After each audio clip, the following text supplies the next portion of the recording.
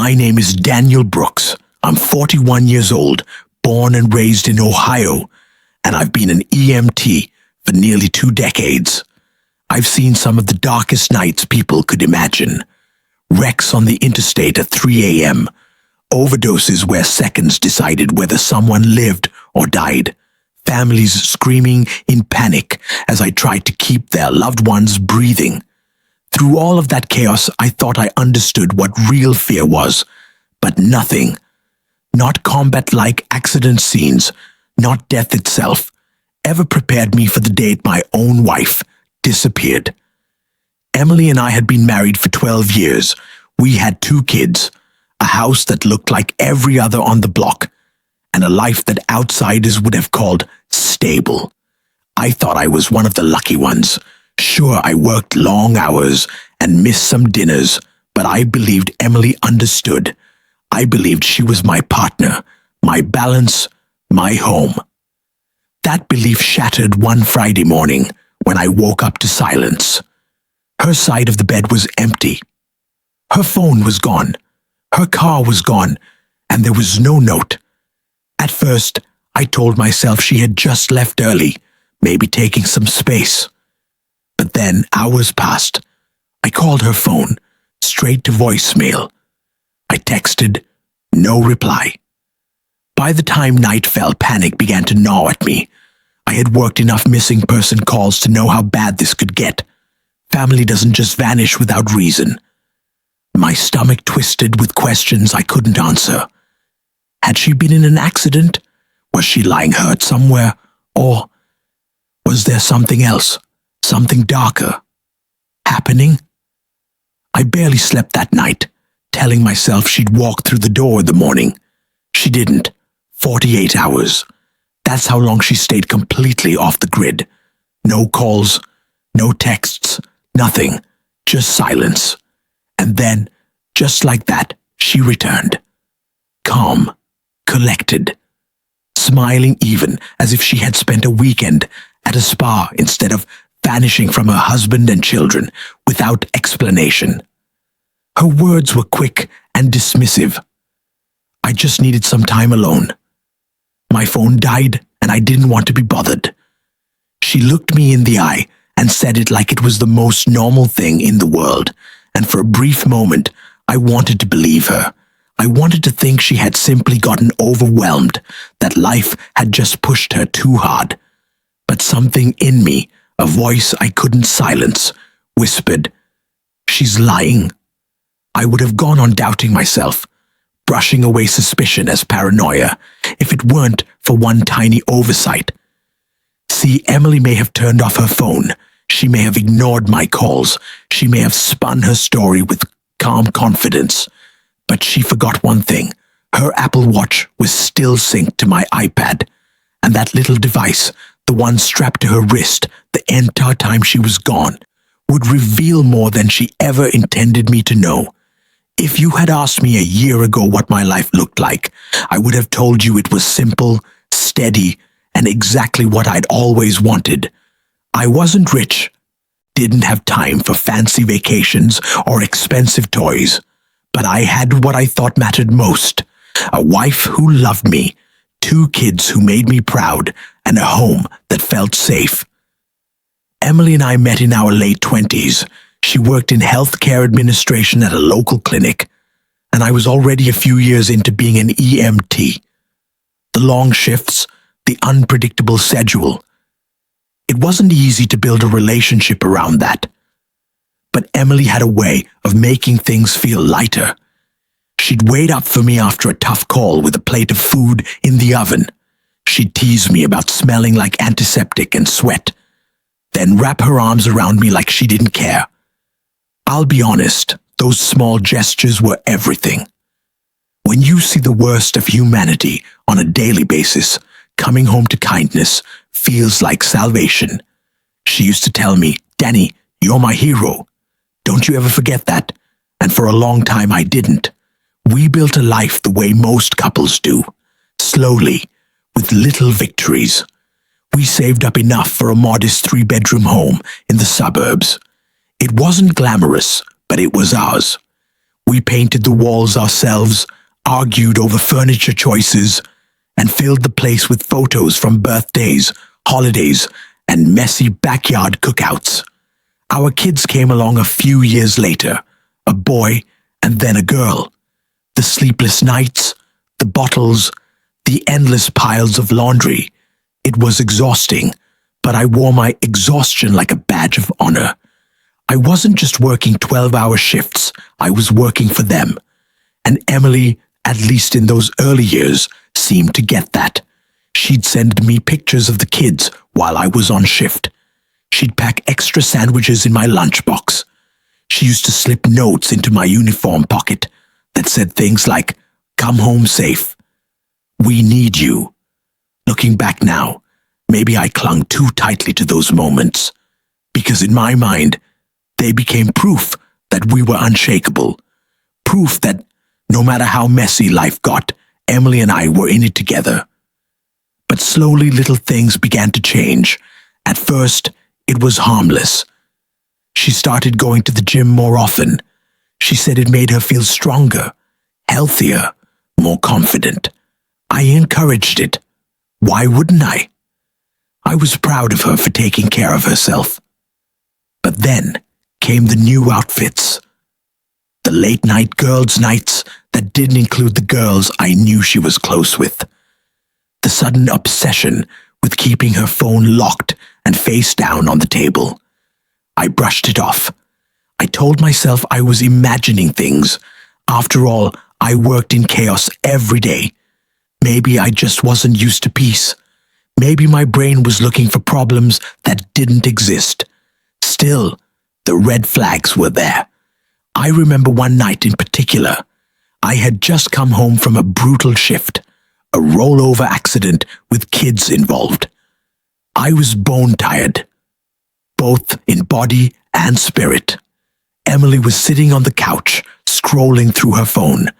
I dropped down next to her, hoping for a little comfort. She smiled, but it didn't reach her eyes. When I leaned in to kiss her, she pulled away with some excuse about being tired. It stung, but I told myself not to overthink it. Relationships have ebbs and flows, right? At least that's what I convinced myself. Another time, I noticed the mileage on her car seemed off. She claimed she had driven across town to see a friend, but when I casually asked that friend about it weeks later, she looked confused, said she hadn't seen Emily in months. I laughed it off, pretended it was a miscommunication, but deep down, a knot started forming in my stomach. What I didn't realize then was how dangerous denial can be. It blinds you. It lets you fill in the blanks with hopeful lies instead of confronting painful truths. And denial was easier for me than suspicion. I loved her, I trusted her, and I believed, truly believed, that the woman who once called me her hero couldn't possibly betray me. So I ignored the fact that she stopped texting me during my night shifts. I ignored that her phone suddenly had a new passcode. I ignored that when I reached for her hand in bed, she'd roll away instead of closer. I kept telling myself, she's just stressed, she's just tired, she's just going through a phase. I clung to the memory of the woman who waited up for me, who made me feel like coming home was worth it. I convinced myself that version of Emily was still there, somewhere under the surface. And maybe that's why, when she vanished for those 48 hours, I wanted so desperately to believe her excuse. Because the life I thought I had, the love, the trust, the family I had built brick by brick, depended on me believing. It depended on me refusing to see what was right in front of me. I used to think silence meant peace. After years of sirens screaming in my ears and patients crying out in pain, I craved quiet.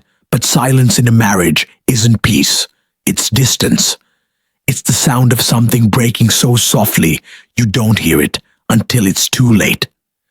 After Emily came back from those 48 hours off the grid, she slipped right back into her routines as if nothing had happened. She unpacked a bag I never saw her pack. She cooked dinner that night like she hadn't left me and the kids twisting in worry. When I asked again where she'd been, she didn't even blink. I told you, Danny. My phone died and I needed some time. That's it. Her words were simple, almost bored. She didn't even try to sound guilty. Something in me shifted that day.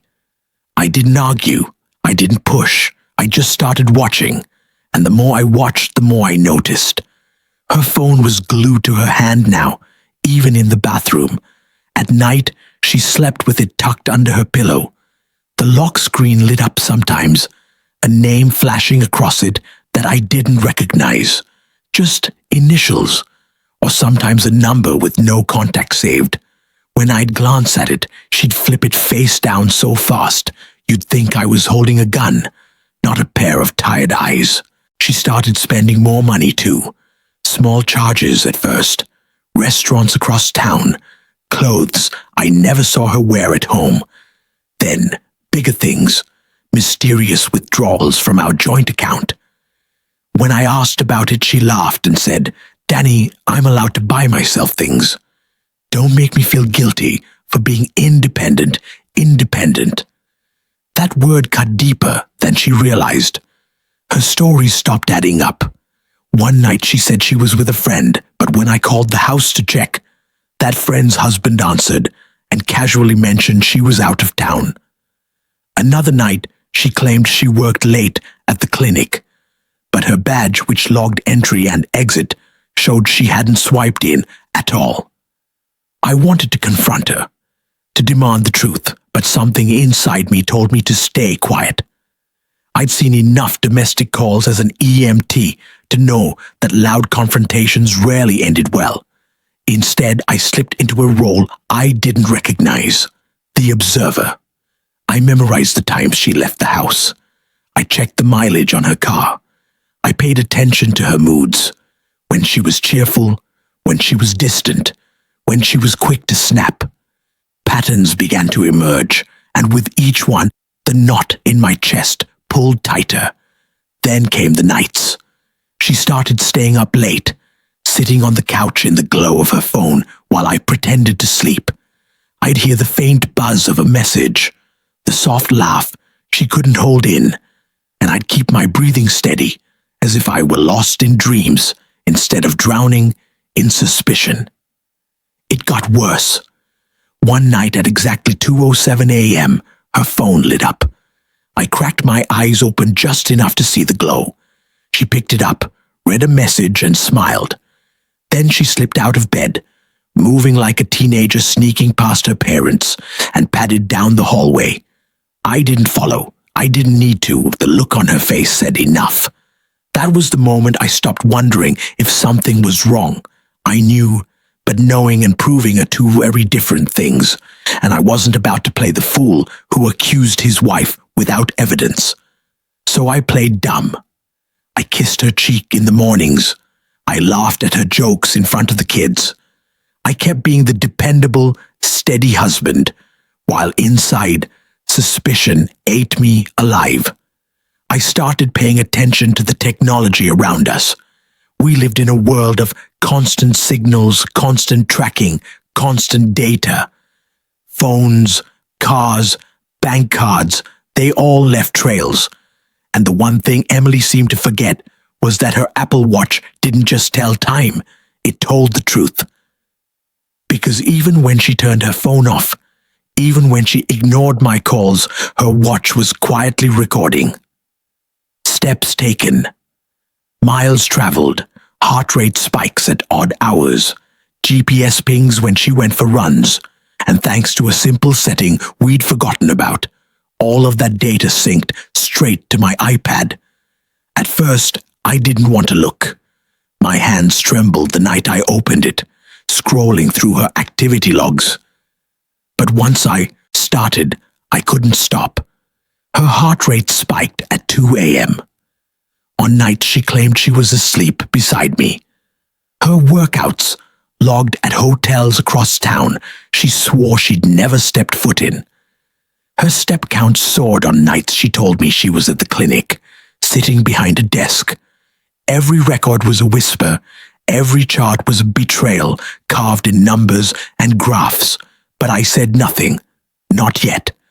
Because silence, I realized, was my weapon now. She thought she was careful. She thought she was clever. But she had no idea her own watch had turned into my witness. The more I discovered, the calmer I became. Fear gave way to focus. Suspicion hardened into certainty. And certainty is dangerous because it doesn't scream. It doesn't cry. It doesn't plead. It plans. So I waited. I gathered. I let her lies pile up brick by brick until I had a wall of proof she could never climb over. And all the while, she thought she was winning. She thought her silence had beaten me. But she was wrong, because silence wasn't my defeat. It was my preparation. And the moment I finally broke it, her world would collapse. There are moments in life you don't forget. The sound of your child's first cry, the call that tells you someone you love didn't make it. And then there are the moments that split your world into before and after. For me, that moment came on a Tuesday night. Emily had gone out again, saying she was meeting a co-worker for a late dinner. She kissed me goodbye, tossed her hair like she always did, and told me not to wait up. I nodded, pretending to believe her, pretending to be the same blind, trusting husband I'd been for 12 years. The kids were asleep. The house was quiet, and my iPad was on the kitchen counter, waiting. When I opened the health app, my chest tightened. At 8:17 p.m., her location pinged. Not at the restaurant she named, but at a hotel just off the interstate. By 8:45, her heart rate spiked. By 9:12, it soared higher, paired with a sharp jump in her step count that didn't come from walking. I stared at the numbers, the graphs, the glowing screen that told a story I had tried for months not to see. It was all there in cold, clinical detail, the same way a heart monitor in my ambulance told me when a patient was alive or slipping away. Only this time, the life on the screen wasn't a patient. It was my marriage. My hands didn't shake. My throat didn't close. I didn't throw the iPad across the room or scream into the silence. Instead, something inside me went still. That was the moment I knew. Not suspected, not feared, knew. My wife wasn't finding herself. She wasn't just stressed or tired or lonely. She was betraying me repeatedly, methodically, without an ounce of hesitation. And the cruelest part, she didn't even realize her own body was testifying against her. Every heartbeat, every step, every mile she drove away from home, it was all recorded, all synced, all mine. I sat there at the kitchen table for a long time, staring at the screen, listening to the hum of the refrigerator. It felt like I was outside my own body, watching a man I used to be die quietly. For 12 years, I had given her everything I could. The long shifts, the exhaustion, the broken sleep. They were sacrifices I made for us, for the kids, for the future I thought we were building. And while I was out there saving strangers, she was somewhere else, laughing in the dark with a man who wasn't me. But here's what surprised me. I didn't break. I didn't cry. I didn't rage. I started planning. Because I realized in that moment that my silence had given me something powerful. Time. While she thought she was hiding, she was documenting her own betrayal for me. And now I wasn't going to waste that gift. I backed up every record, screenshots, exports, dates, times, addresses. I stored them in folders she'd never find. Each entry was like a nail in the coffin of the life she thought she could keep living.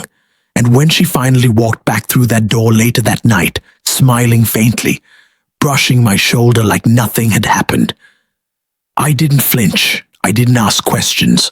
I just looked at her, really looked at her, and for the first time, I saw her clearly. Not the woman I married, not the mother of my children, but the stranger who had been sleeping next to me, pretending love while leaving me behind.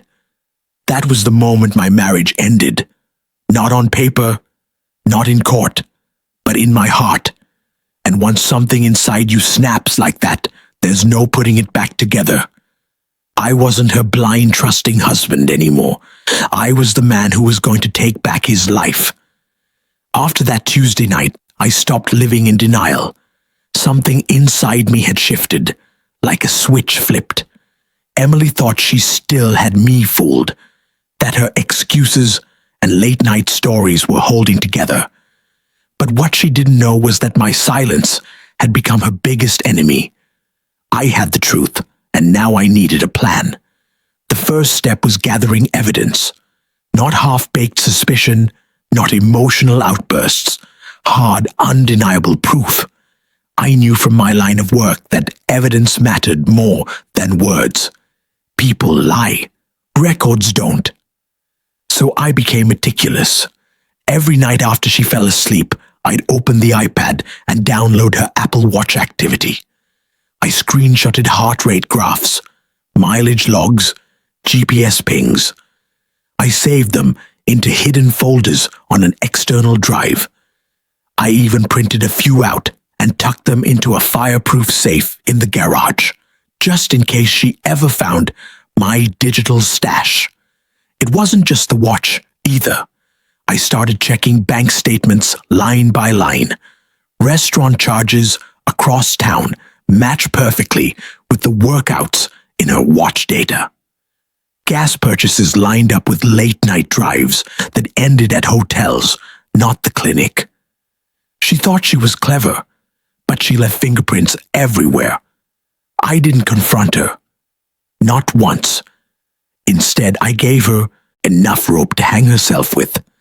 If she said she was going to a friend's house, I noted the time and cross-referenced it with her mileage and watch logs later. If she claimed she was stuck at work, I called her clinic by accident and logged who answered and when. Every lie became another brick in the wall I was building. The second step was legal. I knew that if I ever exploded and accused her without preparation, she'd twist it on me. She'd cry, she'd play the victim, maybe even weaponize the kids. I couldn't risk it. So I made an appointment with a divorce attorney. Sitting in that office felt surreal, like I was watching someone else's life unravel. But I forced myself to stay calm as I explained the situation. The lawyer listened carefully, then said something that stuck with me. Don't fight with your heart. Fight with your head. Quiet preparation wins cases. Outbursts lose them. That became my mantra. We talked custody, finances, the house. She explained what evidence held up in court, what didn't. Screenshots were good. Bank records were better. GPS logs, ironclad. She told me to keep gathering, keep documenting, keep quiet. And that's exactly what I did. At home, I played the part. I cooked dinner. I helped the kids with homework. I smiled at Emily when she walked in the door after her long nights. If she noticed the change in me, the stillness in my eyes, she didn't show it. She thought she had beaten me into silent acceptance. But really, I was sharpening my blade. One night she came home late, hair tousled, perfume clinging to her clothes. She gave me a tired smile and muttered something about paperwork. I nodded, kissed her cheek, and told her I'd saved her dinner plate. She looked almost relieved, like she believed I'd stopped asking questions. Meanwhile, her Apple Watch told me she'd been at the same hotel for 3 hours. Her heart rate told me exactly what she'd been doing there. The irony was almost poetic. As weeks passed, I built my case. I kept a detailed journal with dates, times, receipts, screenshots, and even voice memos of my own observations. I became a ghost in my own home, watching, waiting, recording. And the more evidence I gathered, the calmer I became. Because when you know the truth, anger isn't your enemy. Rashness is. My enemy was impatience, and I refused to let it win. The third step was emotional. I had to prepare myself for the fallout. Divorce isn't just paperwork, it's war. And wars aren't won by charging blindly, they're won by strategy. I had to be strong, not just for myself, but for my kids. So I compartmentalized. At work, I was still the EMT saving lives. At home, I was still dad, reading bedtime stories, packing lunches, making pancakes on Saturday mornings. I refused to let Emily's betrayal bleed into my children's innocence. But inside, I was steeling myself. Every smile she gave me, every kiss goodnight, every fake excuse, it only made me colder, because I knew her time was running out. The final piece was timing. My lawyer advised me to wait until the evidence was airtight and then file quietly, striking without warning. No screaming matches, no dramatic scenes, just a cold unveiling of the truth in a place where her lies couldn't save her. The courtroom. So I waited. I let her dig deeper. I let her believe she was safe. And the entire time, I held on to one thought. She forgot who she married. I'm not just some husband she can gaslight. I'm a man trained to stay calm in chaos, to collect facts under pressure, to fight wars without ever raising my voice. She thought she was winning. But in reality, every step she took away from me, every lie she told, every hour she spent in another man's arms, her own Apple Watch was recording it all. And soon those records would be the weapon that ended her game. The day I decided to end it wasn't some fiery explosion. It wasn't me throwing her bags on the lawn or screaming until the neighbors called the cops. No, I wanted the truth to be undeniable, controlled, and devastating. It started with a simple signature at my lawyer's office. Divorce papers, drawn up and ready, backed by every shred of evidence I'd collected. I handed over the flash drive with months of Apple Watch logs, bank statements, GPS records, and screenshots. My lawyer flipped through it like a general inspecting ammunition before a battle. This, she said, is airtight. She won't be able to spin this, not in front of a judge. We filed quietly. Emily didn't even know until the papers were served. She came home that evening, envelope in hand, face pale. "What is this, Danny?" she asked, her voice trembling between anger and fear. I looked her in the eye for the first time in months. Calm, steady. "It's the truth, Emily, and it's over." For a moment she tried to play her old tricks, denial, tears, the wounded act. "You don't understand. You've been working so much. I just needed..." But I didn't bite. I didn't yell. I just opened my laptop, pulled up the synced Apple Watch data, and turned the screen toward her. Heart rate spikes at 2 a.m., hotel addresses logged by GPS, step counts climbing in rooms she swore she'd never entered, every line of data time-stamped, irrefutable. Her face drained of color. She stammered something about exercise, about stress, about anything except the truth. But the numbers didn't lie, and neither did the look in her eyes when she realized her secret wasn't a secret anymore. The next weeks unfolded like a slow-motion collapse. Court dates, mediation, lawyers trading documents. Emily tried to fight, claimed I was controlling, paranoid, cruel. But every accusation died the moment my lawyer slid another stack of evidence across the table. The watch betrayed her in ways she hadn't even imagined. It showed not only where she was, but what she was doing, her body itself, testifying against her. Every beat of her heart was a hammer, driving the nails into her case. The moment of satisfaction came in the courtroom. She had her lawyer, dressed sharp and polished, trying to paint her as a woman who'd simply grown unhappy in her marriage. They spoke about distance, about communication breakdowns. It might have worked if not for the screen behind us. My lawyer connected the iPad, projected the data for everyone to see. Graphs, maps, timestamps, hotel addresses, heart rate spikes at hours. No work meeting could explain. The courtroom went silent. Even the judge leaned forward, adjusting his glasses as he studied the screen. Emily's lawyer shifted in his seat, fumbling for objections that never came. And Emily, she just sat there staring at the floor, her face red with shame. I didn't gloat. I didn't smirk. I just sat still, hands folded, watching the truth do what my words never could. When the session ended, the ruling was clear. Custody leaned heavily in my favor. Finances protected. The house secured. Emily's credibility shattered in front of her own family, friends, and the court. It wasn't revenge in the loud, fiery way people imagine. It was colder, sharper, cleaner. Justice doesn't always scream. Sometimes it whispers, and those whispers cut deeper than any shout. Afterward, Emily tried one last time to reach me. She cornered me in the hallway outside the courtroom, her eyes wet. "Danny, please, I made mistakes. We can fix this." I looked at her, the woman I once thought was my home, and I felt nothing. Not rage, not longing, just emptiness, where love used to live. "You had your chance," I said quietly, "but you chose lies.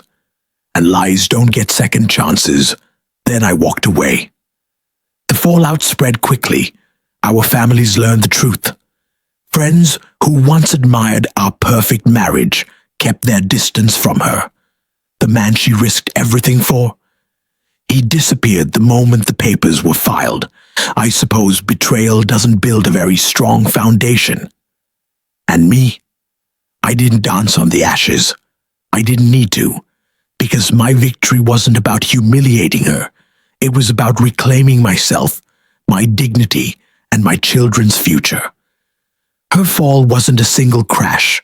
It was a steady, inevitable collapse, piece by piece, until she was left standing in the ruins of her own choices. And the strangest part, I never raised my voice once.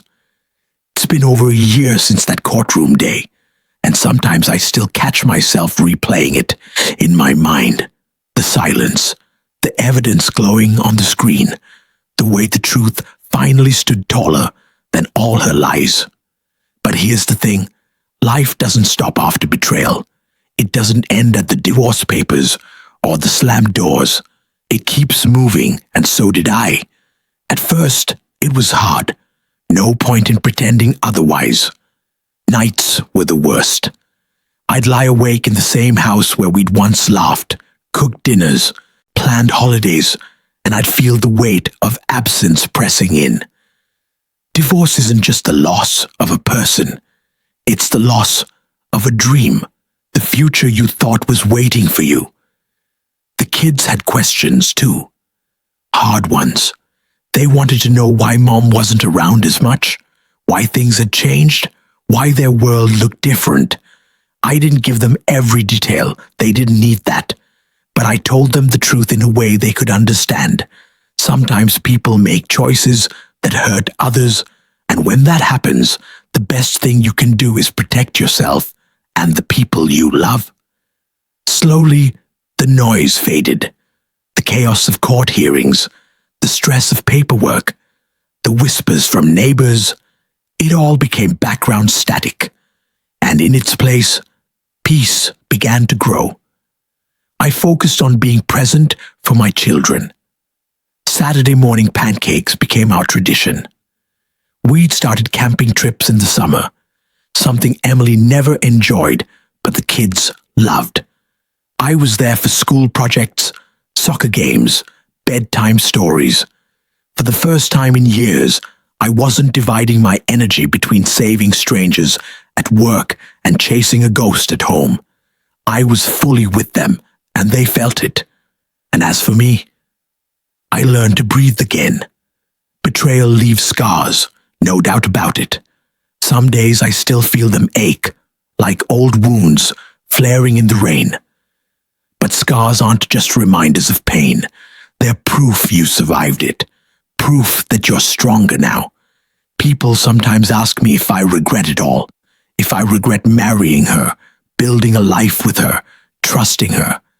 The truth is, I don't, because without those years, I wouldn't have my kids. Without those years, I wouldn't have learned what I'm truly capable of enduring.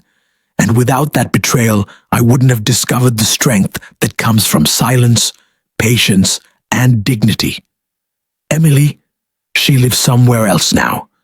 The man she risked everything for vanished the moment her world collapsed. From what I hear, she's still searching for the happiness she thought she'd find outside our marriage. But that's not my burden anymore. She took a lot from me. Time, trust, the years I can't get back. But she didn't take my soul. She didn't take my ability to rebuild. And from that, I've created a life that's smaller, simpler, but infinitely stronger. These days, when I wake up to the sound of my kids laughing in the kitchen, or when I come home after a brutal shift and see them waiting for me, I realize something important. Revenge wasn't the courtroom. It wasn't the evidence or the silence that broke her lies. Revenge was choosing to live better without her. It was refusing to let her betrayal define me. It was proving to myself, to my kids, to anyone watching, that no matter how much someone tries to tear you down, you can rise again. So if you've listened to my story this far, here's what I'll leave you with. Don't waste your energy screaming at those who betrayed you. Don't drown yourself in their lies. Let the truth speak for itself. And when it does, step into your new life with your head high. Because in the end, the best revenge isn't destruction. It's survival. It's peace. It's living a life they can no longer touch. She went no contact for 48 hours, but her Apple Watch never did. And because of that, I found not just the truth, but my freedom. If this story resonated with you, share your thoughts below. And if you want more real stories of betrayal, justice, and survival, subscribe and stay with us.